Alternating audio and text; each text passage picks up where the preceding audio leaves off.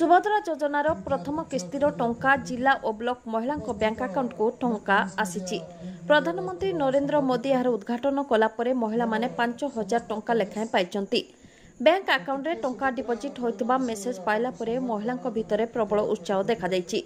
देवगढ़ जिल्लारू 70,500 महिला आवेदनकारी मध्यरू प्रथम पर्यायर देवगढ़ जिल्लार 15,000 महिला सुभद्रा योजना सामिल होई 75 लाख टंका प्रथम पर्यायर पाइछंती। एही अर्थ को व्यवसाय रे विनियोग करी महिला लाभवान हेबार आशा रखिछंती। सुभद्रा योजनार उद्घाटनी कार्यक्रम पई आज देवगढ़ जिल्लार समस्त ब्लॉक सदर महकुमा रे भव्य आयोजन कर जायछि। एथिरे हजार हजार महिला सामिल होई आभासी जरिया रे प्रधानमंत्री को वार्ता सुनिछंती। अन्यपटे सरकार एभली एक ऐतिहासिक योजना पाई सुभद्रा हिताधिकारी भितर बेस उत्साह देखा देछि। विभिन्न माध्यम रे व्यवसाय रे उक्त टंका को विनियोग करी परिवार प्रतिपोषण रे सहाय्य करिबु बोली महिला माने मत व्यक्त करिसंती।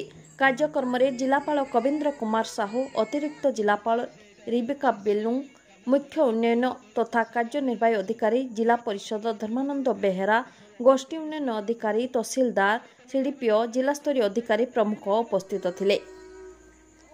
देवगढ़ जिल्लारू पुष्पांजलि बेहेरांक रिपोर्ट, सोनी ओडिया।